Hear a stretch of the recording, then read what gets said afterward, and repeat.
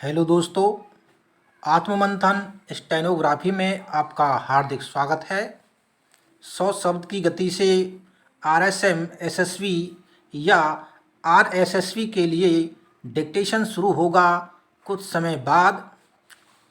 अगर आप इस डिक्टेशन का पीडीएफ प्राप्त करना चाहते हैं तो हमारे व्हाट्सएप ग्रुप से जुड़ सकते हैं, जिसका लिंक वीडियो के डिस्क्रिप्शन में है और पीडीएफ में भी है। डिक्टेशन शुरू होने में कुछ सेकंड शेष। स्टार्ट। भारतवर्ष एक ऐसा देश है जहां सभ्यता ने सर्वप्रथम जन्म लिया। वेद, वेदांत, योग, ध्यान, आयुर्वेद, खगोलीय गणना, ज्योतिष आदि की जन्मस्थली भी भारत ही है। भारत मात्र विविध धर्मों एवं संस्कृतियों के समागम का नाम ही नहीं है, अपितु यहाँ ऐसे अनेक रत्नों ने जन्म लिया जिन्होंने विविध क्षेत्रों में विश्व को अपनी सेवाएं प्रदान की। भारतीय संस्कृति की प्राचीनता एवं आध्यात्मिक प्रकृति ने भारत को जगत गुरु और विश्व का आध्यात्मिक जन्म बनाया। भारतीय संस्कृति एवं सभ्यता की ज्ञात कथा, जो सिंधु घाटी सभ्यता से आरंभ होती है, के अनुसार तत्कालीन समय से लेकर वर्तमान समय तक भारतीय सभ्यता के इतिहास में अनेक उतार चढ़ाव आए। इन उतार चढ़ावों के मध्य भारत में अनेक ज्ञानियों एवं विद्वानों ने जन्म लिया, जिन्होंने न केवल भारत अपितु वैश्विक ज्ञान भंडार में अतुलनीय और महत्वपूर्ण योगदान प्रदान किया। इस योगदान को दृष्टिगत रखते हुए यदि यह कहा जाए कि संपूर्ण वैश्विक ज्ञान भंडार का प्रत्येक पक्ष भारत की देनों का ऋणी है, तो कोई अतिशयोक्ति नहीं होगी।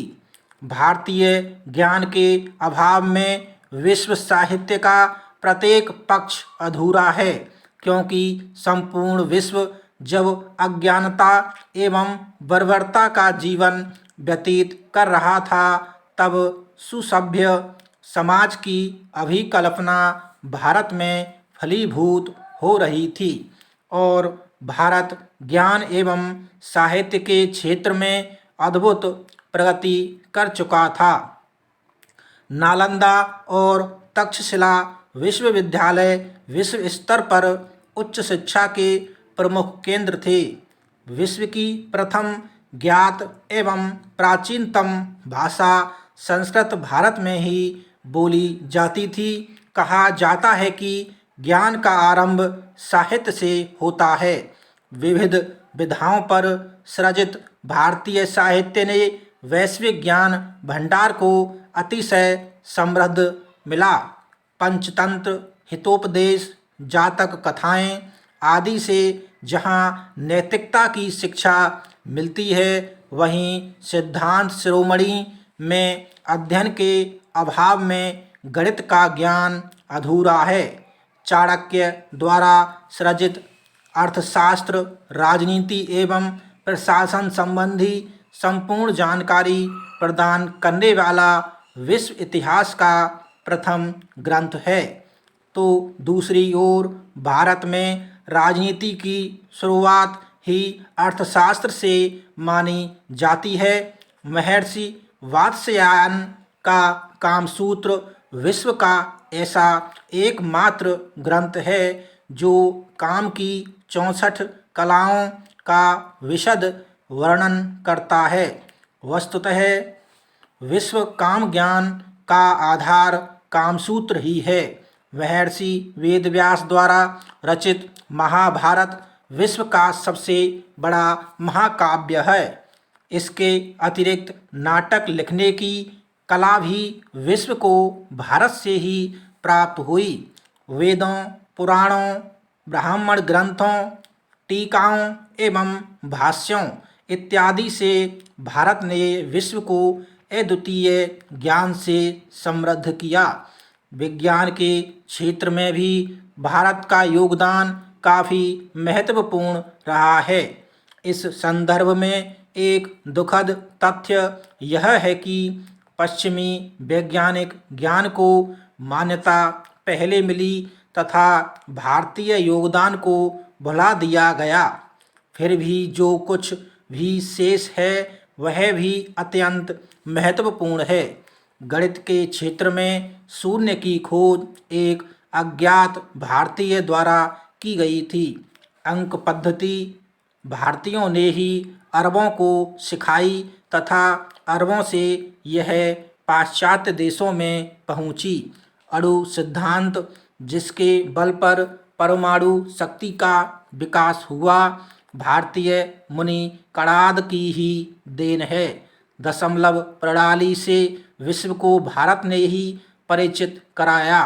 आर्यभट्ट ही प्रथम व्यक्ति थे जिन्होंने बताया कि पृथ्वी अपनी धुरी पर घूमते हुए सूर्य के चक्कर लगाती है। उन्होंने अपने ग्रंथ सूर्य सिद्धांत में सूर्य ग्रहण तथा चंद्र ग्रहण होने का कारण बताया। आर्यभट्ट द्वारा ही पृथ्वी की परिधि की बताई गई माप सैकड़ों वर्ष बाद वर्तमान में भी सत्य है।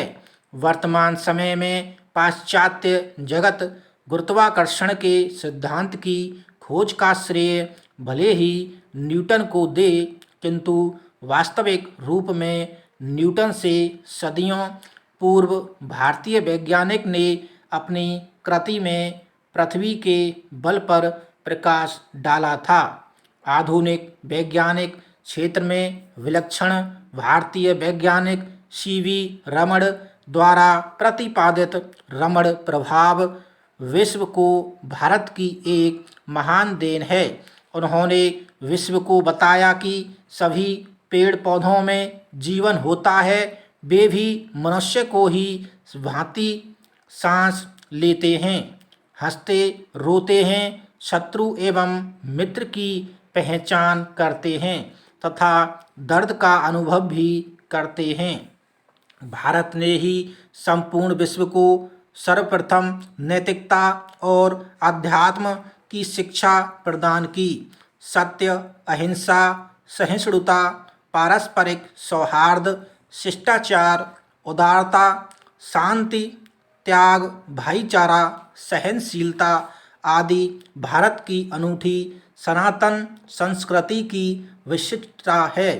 श्री राम, गौतम बुद्ध, महावीर स्वामी, गुरु नानक, महात्मा गांधी जैसे युग पुरुष भारत में ही हुए, जिन्होंने संपूर्ण विश्व को नैतिकता, त्याग, समर्पण, शांति एवं अहिंसा का पाठ पढ़ाया।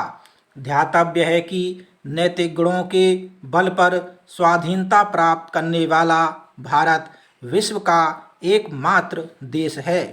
चित्रकला एवं नृत्य संगीत का सकारात्मक स्वरूप विश्व को भारत की ही देन है। भारतीय चित्रकला की जीवन यात्रा का आरंभ वहीं से होता है जहां से मानव के विकास की गाथा का आरंभ होता है।